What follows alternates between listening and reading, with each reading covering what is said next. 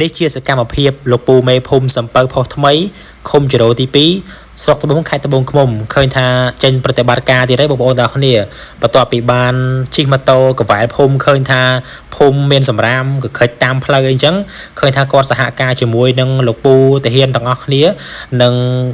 មេអញ្ចឹងណាគាត់និយាយជាមួយគ្នាអញ្ចឹងគាត់អាចប្រម៉ែប្រមូលកងកម្លាំងមកជួយសម្អាតតាមភូមិអញ្ចឹងទៅហើយអ្នកខ្លះមានម៉ាស៊ីន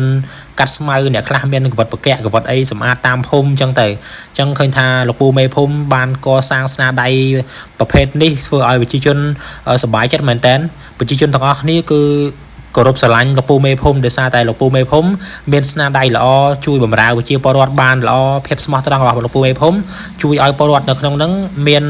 សកម្មមានថាគាត់ដើរជួយសម្អាតតាមភូមិមើលថាកខិចមានតែសម្រាមមានតាំងពីអ្វីតាមផ្លូវដែលគួរឲ្យមិនល្អហ្នឹងគឺចុះប្រតិបត្តិការសម្អាតហើយអញ្ចឹងមេភូមិជាគំរូមួយសម្រាប់ពលរដ្ឋដែលរស់នៅក្នុងភូមិថាបានមេភូមិរបៀបនេះ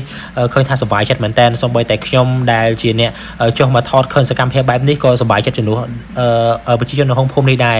អញ្ចឹងមេភូមិនៅក្នុងភូមិបងប្អូនមិនដែរអាចដឹកនាំប្រជាពលរដ្ឋបានល្អប្រសើរអត់ហើយឬក៏កខេខ្លាក់ប្រើមកើតទេ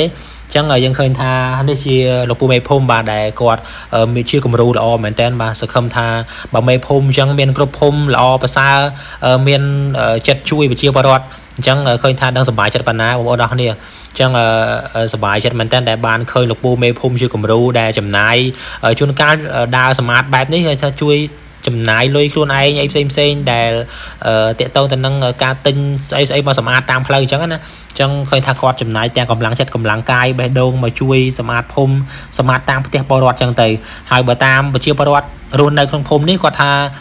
ដូចជាសម្រាមដែលគាត់មាននៅមុខផ្ទះតង្គោអញ្ចឹងគាត់មកយកសម្រាមដាក់ឡានអីចឹងទៅយកតែដុតចោលមានទុករបៀបរៀបរយមិនឲ្យសម្រាមមើលទៅកខិចក្នុងភូមិអញ្ចឹងហើយនេះគឺជាលោកពូដែលជាមេតាហ៊ានដែរគាត់ដឹកនាំកងកម្លាំងមកជួយ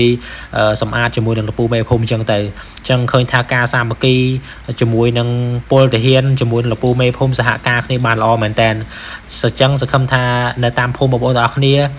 ជួបមេភូមិល្អដូចជានៅក្នុងភូមិសពៅផុសថ្មីឃុំចរោទី2ស្រុកត្បូងខេត្តត្បូងឃ្មុំអញ្ចឹងអរគុណបងប្អូនទាំងអស់គ្នាសម្រាប់ការមើលវីដេអូមួយនេះដែលគាំទ្រវីដេអូខ្ញុំកន្លងមកហើយសម្រាប់ពុកម៉ែបងប្អូនវិញដែលរស់នៅតាមភូមិយ៉ាងម៉េចដែរមេភូមិអាចជួយប្រជាពលរដ្ឋបានដូចភូមិនេះអត់ភូមិនេះគឺល្អមែនតើសប្បាយចិត្តជំនួសគាត់មែនតើបងប្អូនទាំងអស់គ្នាគាត់